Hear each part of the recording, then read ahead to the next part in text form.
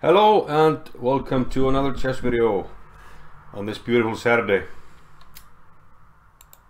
As you can see, the sun is shining in Iceland. It's very cold, but the heat is going a little bit up, which is very nice. Yeah, Saturday, a lot of people in Iceland, including myself, watch a lot of Premier League football, English football. What's your favorite team? Do you watch the Premier League? No points for guessing mine, I guess. Well, let me know in the comments which team you support in the Premier League. Manchester United just finished off a good game against Fulham. But we're going to play a chess game, hopefully a good one. And we play an international master from Spain, almost 2600. This is going to be a big test. We have the Winawer. And he takes on d5,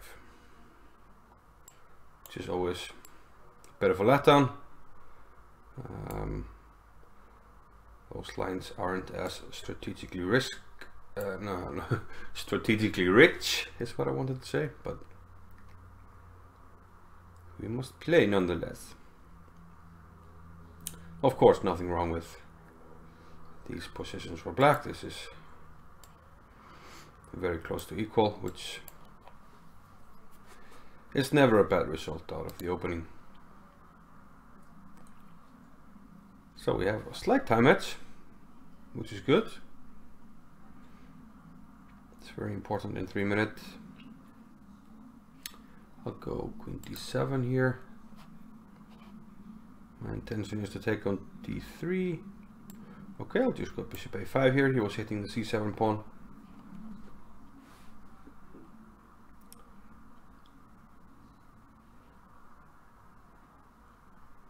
And I'll take. It does give me some squares to play around with, but I have some problems with my bishop on a5, so I need to reroute it. But eventually I'm planning to play c6, so I'll put my rook on this file. Maybe knight d8, c6 is a way to regroup here.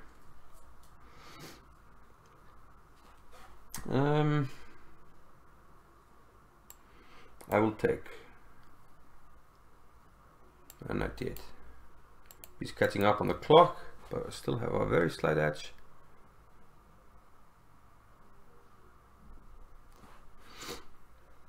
But in terms of position, shouldn't be any problems. So c6 covers d5.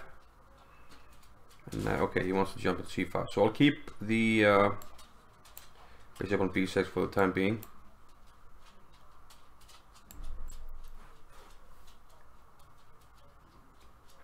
Queen e4, why not?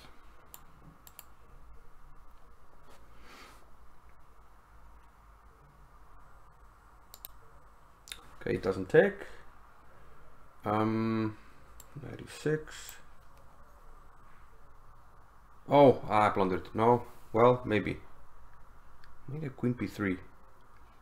Okay, take here and queen b5. Fortunately covers everything.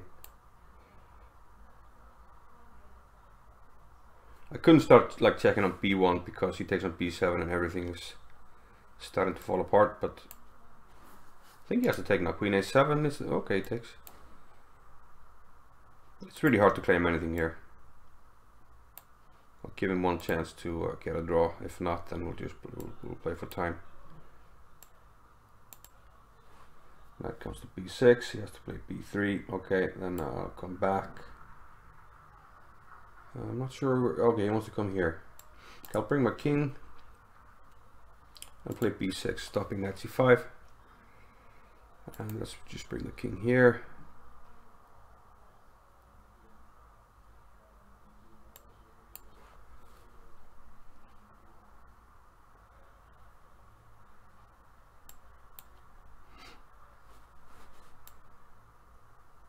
Expecting a 4, but no, okay. Still have time edge. Not sure what he's doing. We're trying.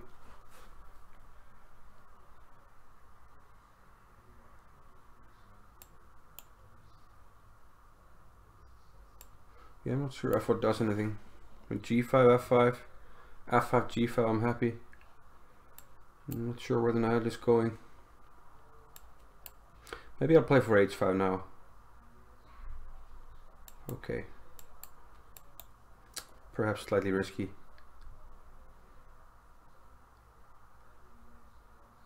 Might be overestimating getting my knight to f5. There's jack, we'll do that in here. Maybe knight d6 to e4, and not sure how happy he can be.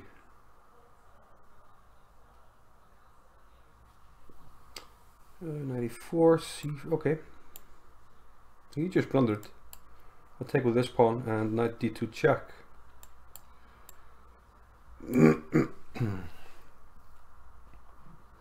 Oh, king and pawn game? Are you kidding me? Are you kidding me? He resigns. Okay, that was mission accomplished. Checking for a mistake. You had the advantage from start to finish. I'm not sure about that. It was fairly equal, but I'm pretty sure I was never worse. Yeah, maybe a quick look with the engine. I'm gonna pull it up in just a minute. Okay, so I've pulled up the analysis. So we had the French, knight c3, bishop b4, Winawer variation, which usually is, yeah, strategically interesting, but he took on d5, which is the least interesting line, transposing to the exchange French, but with these moves included. And yeah, not the most exciting line, but I mean, it's still a chess game. I mean, there are all the pieces on the board, and we've already more or less equalized, so black doesn't have anything to fear. So we will just play chess. Turns out this position had occurred before, and bishop a5, which I played, was a novelty. And maybe I could have just played a6, because although he can take here, I just play rook ac8, and the knight isn't getting out. So this is advantageous to black, so knight b5 perhaps wasn't the best move, but okay. Play bishop to a5. We had this trade, and he retreated. And I wanted my, this rook, of course, to swing over, so I have room for my pieces to go to the back rank, either this one or this one. Most likely knight d8 to make room for the c pawn to move, so I can activate my bishop. Decided to trade off this bishop, you know, just because there's pressure here, and I probably don't want to exchange black squared bishops, because once I go c6, I will have a lot of dark square weaknesses, so I didn't want to make that trade. Knight d8, the idea is simple, just to fortify my chain. He'll put pressure on this pawn, which he did. Fortification. And okay, he has only one piece. I can go here and I can easily just chop it off, so I wasn't worried about that at the moment. Queen e4. He could trade, but I don't think black has anything to worry about here. Maybe just knight e6. And he isn't attacking anything, has to go b4. And I actually have a 4 against 3 here, which I may be able to make use of while his 4 against 3 is paralyzed on the queen side, more or less. So queen d1. And here, okay, perhaps my only oversight really in the game, queen b3, which I didn't see, but fortunately I had this maneuver with the queen, which stops everything. His only way to play on would be, with the queen shown, would be to sacrifice the b2 pawn, but that looks a bit risky. So he went for the queen trade, and yeah, this should just be equal. Black has nothing to worry about here. I just bring my king so that I can protect the c6 pawn. At the b6, I take away this square, and now the king is ready to cover this square in case he was going knight to b4. So not much to worry about here. And basically this was just maneuvering around. He didn't have any plan. And eventually, instead of waiting, I decided to go for h5. You know, generally I would probably like to keep these pawns doubled, but I do get a square here on f5, which I liked, even though it breaks out my pawns. It's not to worry. Such a nice square. And I can also maneuver to e4, which I did.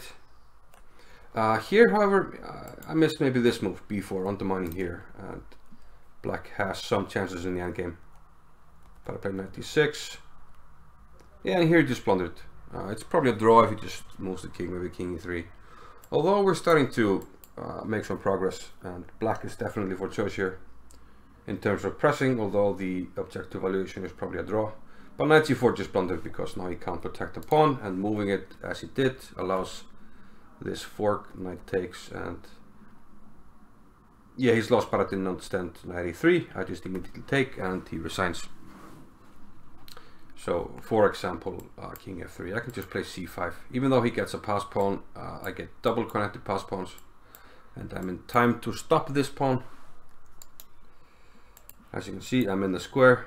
You can just look down here, and you'll see that I am in the yellow square. And the doubled pawns for him are unstoppable because he can never capture them. So I just will capture this pawn, and the double pawns win the game. So yeah, pretty good game. Don't forget to let me know which team you support in the Premier League. Is it Man United? Is it Arsenal? Is it Liverpool perhaps? Or Man City? We'll see. Looking forward to hear from you, and I'll see you in the next video. I'm bringing out some big guns, so be ready for some big guns. I'm stepping up my game. So I'll see you in a future video. Bye bye.